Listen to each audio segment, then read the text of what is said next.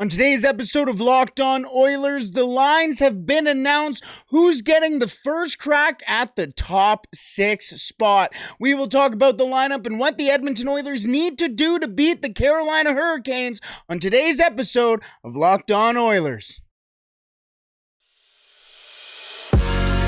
You're Locked On Oilers, your daily podcast on the Edmonton Oilers.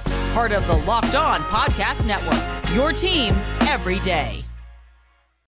Hello and welcome back to Locked On Oilers podcast. I'm your host and former Oilers game day producer, Brett Holden. As mentioned on today's episode, the lines have dropped for the Edmonton Oilers. And there's some surprises on there, reshuffling not only on the forward group, but with the defense as well. We will talk about that in just a little bit. But also on today's episode, we are going to go through the 3 keys to victory for the Edmonton Oilers over the Carolina Hurricanes tonight. A little bit of an interesting statistical battle between the two of them, so we will go through that a little later on. But also on today's episode, to wrap it up, the Ghost of Oilers Past, and this one's a pretty interesting one. One of the guys that the Edmonton Oilers acquired for Sam Gagner. Yes, one of his many tenures with the Oilers. This was a guy that the Oilers got for Sam Gagner, so a little bit of a clue for you there heading into the final period of today's episode. Thank you so much for making Locked On Oilers your first listen every day. We are free and available wherever you find your podcast. Alrighty, let's get into the lines for the Edmonton Oilers tonight, as they did have a little bit of a skate today before their game against the Carolina Hurricanes. The new guys are up with the team and skating with the team, but one of them isn't going to be in the lineup. We'll talk about which one in just a second, but let's go through the lines and show you the surprise in the top 6. The first line for the Edmonton Oilers tonight against the Carolina Hurricanes, Ryan Nugent-Hopkins is lining up next to Connor McDavid, and Jesse Puljujärvi will be on the first line again tonight.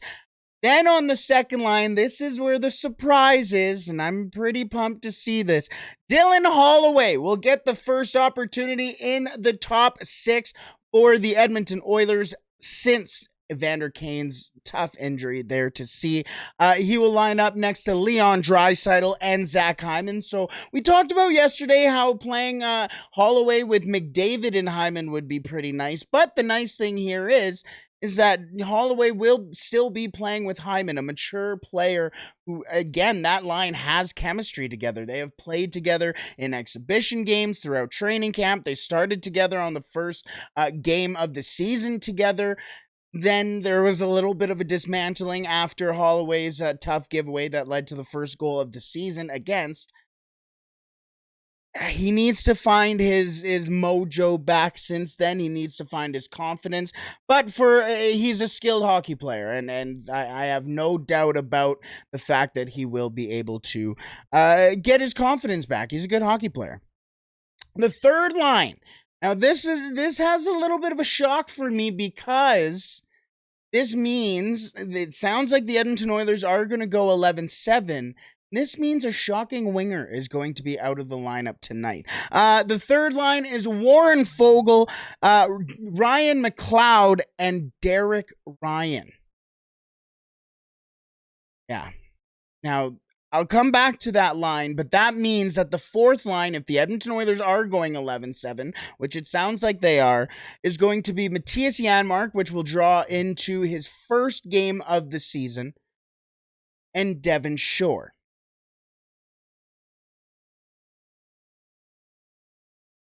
I didn't mention Kyler Yamamoto yet. Sounds like Kyler Yamamoto might be a healthy scratch tonight.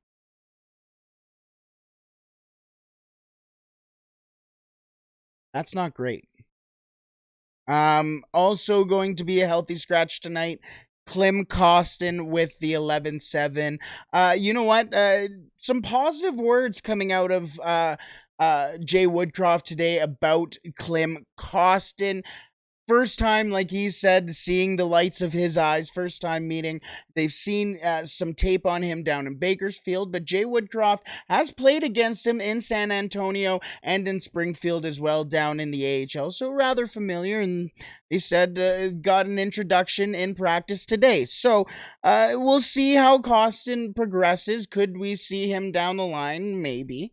Hopefully, he's going to be wearing number 21 for the Edmonton Oilers. Interesting note, I believe it was from Oilers Access on Twitter. The last player to wear that number was Dominic Cahoon. So, yeah, that was a nice little note there. But let's go back to that third line for a second. Fogle, McLeod, and Derek Ryan on that third line. You know what? Derek Ryan has had a very quietly solid season so far. I know my friend, I'm sure if you follow Oilers Nation, you know Waz, especially on Instagram, excuse me, on Instagram and on TikTok. But he's a big Derek Ryan supporter. He wants Derek Ryan in the top 6. He always talks about, I just want Derek Ryan's autograph, and I think because the autograph session is coming up. But I think it really is a praise to his game that he is very quietly solid. He does a lot of very good stuff, small things in the offensive zone that keeps plays alive, gets pucks to open ice and gets pucks to players who are open on his own team. He gets to open ice. He gets under the skin of defensemen and goaltenders at times as well. Got a pretty solid shot. He has a good skating ability to get open and what's it called that I'm looking for? Getaway speed, basically. He's had a very good season so far, and that's not even talking about his defensive game as well, which is one of the best on the Oilers too. So Derek Ryan has really earned that spot on that third line, and obviously going to be a key contributor on the penalty kill as well, along with Matthias Janmark. Now, it's not only the forwards who are getting a little bit of a shakeup at the defensive core as well. It has a little bit of a different look, and I'm digging the look, and I'm digging the willingness to move around that defensive core. Since last year, basically halfway through the year, that defensive core was relatively the same. It was always Nurse Ceci, it was always Kulak Barry, or Kulak Bouchard, something like that. And now, getting something a little different. Tonight, we are getting a look at the top pairing of Darnell Nurse and Tyson Barrie. Now, I know I hear a lot of maybe analytic people going, Nurse and Barrie, Calm down. That's enough. It's really not a big deal. I'm excited to see these two. Obviously, Barrie's offensive touch is the biggest thing for him. We'll see how everything will happen in the defensive zone. Again, the defensive organization has been the biggest issue for me for the Oilers. And we'll see if we can get something out of them. Again, Darnell Nurse wasn't seen on the ice in the last 30 seconds to a minute of the game. In a close game, a 1-goal game against the 2-time Stanley Cup champions in the last 3 years. Maybe a message being sent, but taking a look at these lines, or especially the pairings, I should say, interesting. We'll see the usage of the two defensemen, especially considering that the Edmonton Oilers are seemingly going with an 11-7. The second pairing for the Edmonton Oilers, that means Brett Kulak will line up with Cody Ceci. Don't know if this is more of a demotion for Ceci. At the start of the year, I think he was one of our best defensemen, if not our best defenseman. Has fallen in the last couple of games, but I don't see this as much as a demotion. I just think it more of a shake-up, and you're not going to put Darnell Nurse on the second. The interesting thing I see here with the two pairings is it's kind of like for like along with each other. Darnell Nurse and Tyson Barrie, although Darnell Nurse is much more physical and very solid in his own end. I think he's very quietly solid in his own end. Where Tyson Barrie is, again, that offensive threat along with Darnell Nurse can be offensive too. They're both very strong skating defensemen with offensive mindsets. Interesting. Now you see Kulak and Ceci, who are both defensive-minded, two-way in their own sense, honestly. The Kulak has a very good shot. He's a very good skater. He can join the rush and can really distribute the puck. Cody Ceci is quietly the same. He has a very solid goals for per 60 for the Edmonton Oilers, and at one time he was actually one of the top 3. But again, like for like, I don't know how I feel about that. And then Ryan Murray, along with a split between Marcus Niemelainen and Evan Bouchard. A massive message being sent to Evan Bouchard here, getting split time with Niemelainen. I think that's right. Is maybe not so much the split between him. I think it'll be more Murray Niemelainen than Niemelainen Bouchard than Murray Bouchard. I think it'll be a little bit of a scramble between the three of them, but I like it. Message being sent, both very solid defensemen to put next to Bouchard to give him that extra blanket of a solid defensive defenseman. So I'm behind it. And Jack Campbell will get the start tonight against the Carolina Hurricanes. So a jumbled piece for the Edmonton Oilers. So to recap, it sounds like it will be an 11-7 lineup for the Edmonton Oilers. Ryan Nugent-Hopkins lining up with Connor McDavid and Jesse Puljujärvi. Dylan Holloway getting the first crack at the top 6 for the depth players. He will be skating alongside Leon Draisaitl and Zach Hyman. Warren Fogle, Ryan McLeod, and Derek Ryan will make up the third line, and Matthias Janmark and Devon Shore will be the two on the fourth line. Sounds like Kyler Yamamoto and Klim Kostin will be healthy scratches. Darnell Nurse and Tyson Barrie will be the top pairing, where Brett Kulak will line up next to Cody Ceci tonight, and then it sounds like a 3-player pairing, I guess, between Ryan Murray, Marcus Niemelainen, and Evan Bouchard. And once again, Jack Campbell with the start in net. Let's move on to the 3 keys for the Edmonton Oilers, the 3 major keys for the Oilers to win against the Carolina Hurricanes tonight. We will talk about that in just a second. But first, today's episode is brought to you by BetOnline. BetOnline.net is your number one source for sports betting info, stats, news, and analysis this season. Get the latest odds and trends for every professional and amateur league out there.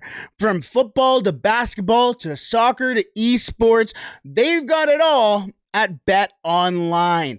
Guys, the World Cup is coming up too. I'm wearing a soccer jersey, for goodness sake. The World Cup's coming up. You're not excited for that. Canada's first time since 1986. There's going to be some exciting lines on there for BetOnline. And if you love sports podcasts, you can find those as well at BetOnline. We're always the fastest and easiest way to get your betting fix. Head to the website today or use your mobile device to learn more. BetOnline, where the game starts. Alrighty, as we turn to the 3 major key alert. I don't know if I can say that. Let's go to the 3 keys for the Edmonton Oilers to try and beat this very difficult Carolina Hurricanes. Yes, the Oilers and the Carolina Hurricanes are only separated by a single point. I think that also shows in a tribute. Words are fun. It just gives props to the teams around the league that you didn't really think would be there. I'm talking about Vegas. I'm talking about Seattle. I'm talking about Winnipeg's having a fantastic year. Who else is having a good year that I was meaning to mention as well? Arizona's having a half-decent year. I mean, I think they're still one of the last teams in the Central, but third best power play in the league. Don't think you would have bet that on BetOnline. A lot of very interesting teams, but still, once the season ends, the cream of the crop will rise to the top, and I think These are going to be two of the teams that will be at the top by the end of the season. So, this will be the last time they face off against each other this season. After the last time these two teams played, this is going to be a good one. In Carolina, the site of, I keep mentioning the 06 Stanley Cup final. I know. Just pains me every time. It just pains me every single time I mention it. But let's get into the 3 keys to victory for the Edmonton Oilers tonight against the Carolina Hurricanes. First key for the Edmonton Oilers to victory over Carolina Hurricanes is to win the special teams battle. Neither team has a fantastic penalty kill. The Edmonton Oilers are bringing in Matthias Janmark to try and help out with that. A career penalty killer. But hear me out. The Edmonton Oilers penalty kill currently sits at 70.5 heading into the game against the Hurricanes. That is 30th best in the league. I put best, I said best as if it was a good thing. It's not. But Carolina has a 77.6% penalty kill, which is good for 20th in the league. A little bit of a flippy-floppy either way. Not fantastic penalty kills for either team. Here's where the script flips. Yes, the Edmonton Oilers did go 5 for 5 in their last game against the Tampa Bay Lightning on the penalty kill. It'll be big to see them try and ride that wave and continue on with that confidence. But here's where the two teams get separated. And this is where I think the Edmonton Oilers will be able to potentially win or at least have the upper hand in this special teams battle. The Edmonton Oilers power play is the second best in the league. I don't think you needed me to tell you that. They currently have 32.7% on that power play, the second best in the league behind the 38% of the Colorado Avalanche. Ahead of the, I believe, 30% off the top of my head for the Arizona Coyotes. Pretty impressive, as mentioned. But, again, where they get separated is here, where the Carolina Hurricanes power play currently sits 26th in the NHL on the power play with a power play percentage of 18%. A net power play percentage of 14%. This is where I think the Oilers can win the game, which is shocking. Wow, Oilers special teams. Oh, I get it. But neither team, again, has that good power or penalty kill, so you would expect the other team to score on the power play. But you take a look at the Carolina Hurricanes power play and you go, oh, maybe they're not going to score. Then you take a look at the Oilers power play and you go, maybe they are going to score. That is where I think the Edmonton Oilers should be able to really take advantage at least. Their special teams will be better than the other team's special teams, even though they are one of the worst teams in the NHL when it comes to penalty kill. It can be worked on. You have the players to do that. So the first key for the Oilers is to win the special teams battle. Now the second key for the Edmonton Oilers for the game against the Carolina Hurricanes is another win. They need to win the first period. Sounds weird, I know. But the Edmonton Oilers in the second and third period are amongst the best teams in the league when it comes to scoring goals. But not so much when it comes to scoring goals in the first period. Now, on the flip side, the Carolina Hurricanes aren't fantastic in any period, weirdly enough.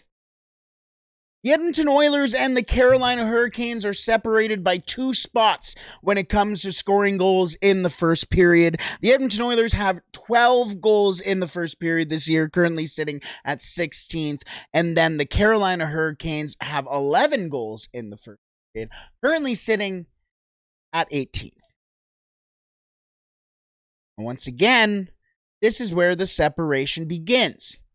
because the Edmonton Oilers in the second period of hockey games this season have scored 22 goals. You know how good that is? That's good for first in the league for goals in the second period. The Carolina Hurricanes, on the other hand, have 13 goals in the second period, which is currently good for 19th in the league. The Edmonton Oilers win the second period. When it comes to the third period, the Edmonton Oilers have 19 goals in the final frame, which is good for 6th in the league. Where the Carolina Hurricanes have scored 12 goals in the third period, sitting at 26th. Oilers win the third. So as long as the Oilers win that first period, theoretically speaking, as long as the statistics keep going and the Edmonton Oilers stay hot in the second and control their fate in the third, the Edmonton Oilers should come out with a win against the Carolina Hurricanes. Again, need to win that first period, the second key to victory for the Edmonton Oilers. Now, the third and final key for the Edmonton Oilers to victory over the Carolina Hurricanes is bottom six contributions. It can't be Connor McDavid, Leon Draisaitl, Zach Hyman, and Ryan Nugent-Hopkins scoring all your points. It can't be. It can't. Everybody knows that. The bottom six needs to contribute. Warren Foegele had a big game last game against the Tampa Bay Lightning. Let's ride that wave. Ryan McLeod started off the season hot. 3 goals in, I believe, 4 games to start off the year. Was tied for third or second on the team in goals already. Hasn't really broke out since then. Got an assist on the Foegele goal. That has been nice, but still.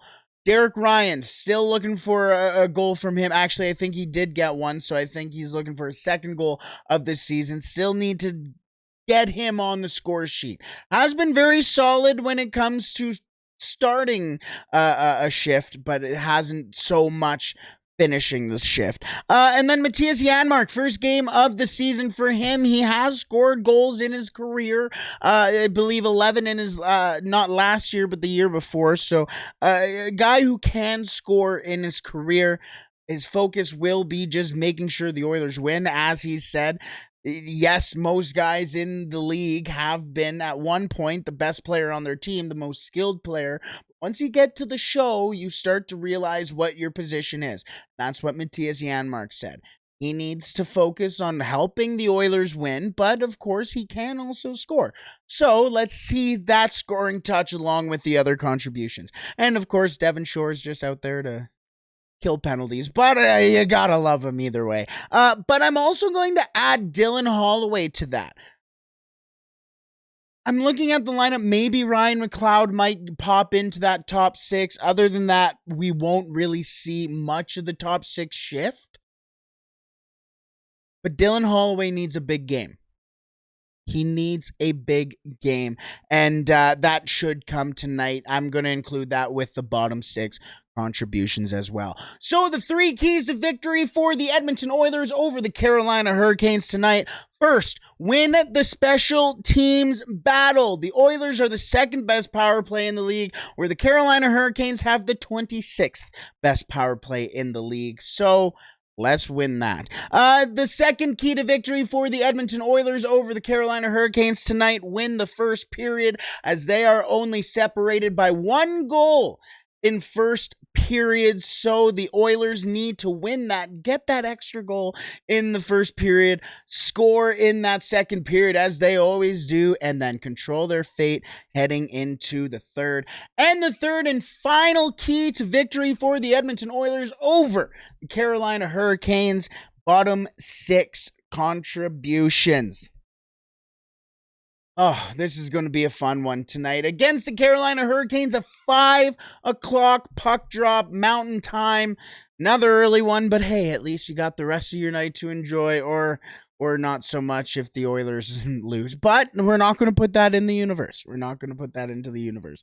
Let's go on to the Ghost of Oilers past. And as mentioned, this is a guy who was traded for Sam Gagner, and then only a season and a half into his Oilers tenure, was traded again at the deadline. We will talk about who that is in just a second, but first I want to thank you for making Locked On Oilers your first listen today. Now for your second listen, make sure you tune in to Locked On Sports Today. From the games that matter to the most and the biggest stories in sports, go beyond the scoreboard and behind the scenes with local experts and insights only Locked On can provide.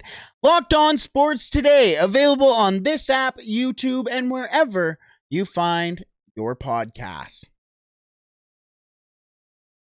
Alrighty, third and final period of today's episode is the Ghost of Oilers Past, one of my favorite segments on the show. It might not be yours, so I apologize, but let me know if you like this one, because I like digging deep into former Oilers and seeing where they're at now.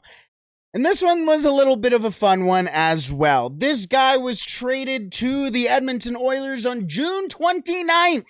2014, as mentioned, he was traded for Sam Gagner, which in fact, Sam Gagner was sent to the Tampa Bay Lightning for this guy. You might be thinking, wait, Sam Gagner on the Tampa Bay Lightning? I don't remember that. Fair enough.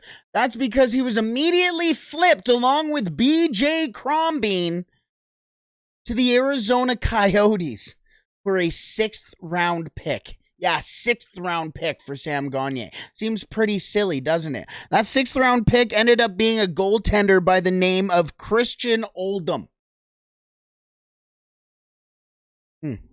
Interesting. But the Edmonton Oilers did trade Sam Gagner that day for Teddy Purcell. Yes, Teddy Purcell, however you want to say it. Weirdly, I took a look at how long he played for the Oilers. It was a weirdly long time, not as long as I thought it was. 143 total games for Teddy Purcell as an Edmonton Oiler, scoring 23 goals, 43 assists, and he had a very solid 66 points, or 56 points for the 66. See, I'm good at math. I certainly wrote that down. 66 points as an Edmonton Oiler. Pretty respectable considering that was during a very dark day as an Edmonton Oiler fan. 34 penalty minutes for him as an Edmonton Oiler, and very impressive considering, again, he was an Edmonton Oiler. Minus 42 as Oiler. Now, 33 of those minuses came in his first year as an Oiler in 2014-2015, but again, had a very solid season. 82 games played, 12 goals, 22 assists, 34 points for him. And then he was on pace for a pretty solid year the next year as well in 2015-2016, where in 61 games he had 11 goals, one less than the year before, 21 assists, one less than the year before there as well, and 32 points.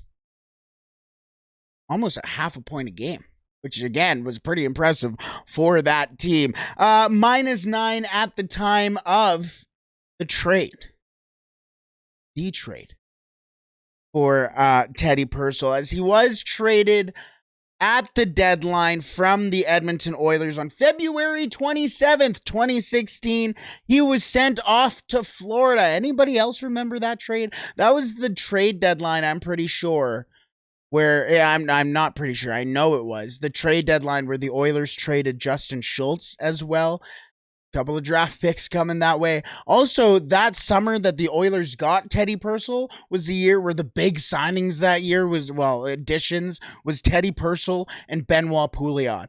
What a time for the Edmonton Oilers. Anyways, yes, he was traded to the Florida Panthers for a 3rd round pick in 2016. Want to know who that 3rd round pick was?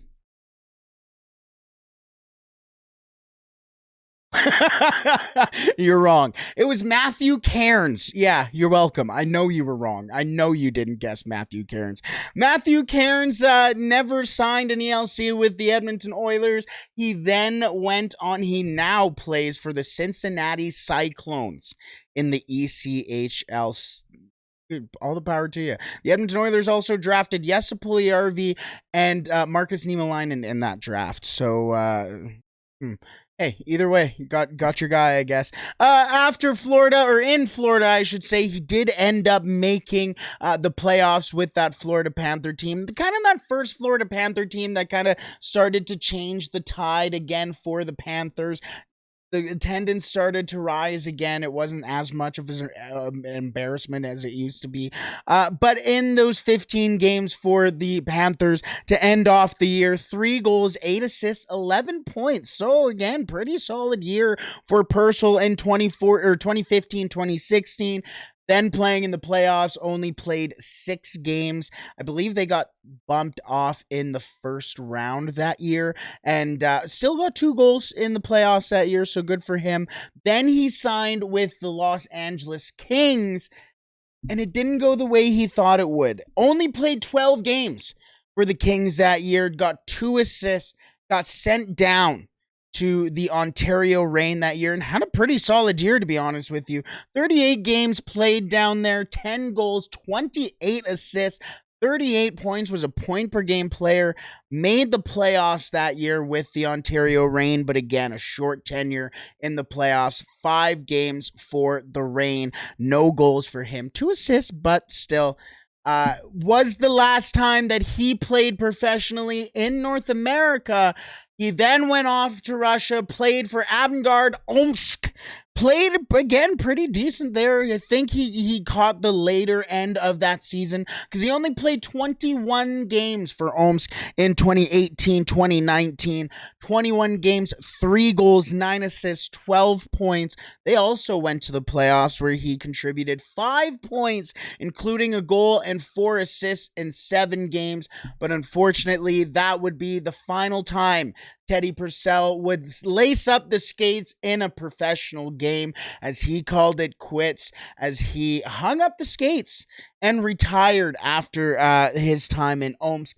Since then, he's made some sporadic appearances on media, social media, mostly like podcasts, like Spittin' Chicklets and stuff like that. Hilarious guy. If you ever see, I believe it was him, Leon Draisaitl, and Connor McDavid. I believe it was also on Spitting Chicklets.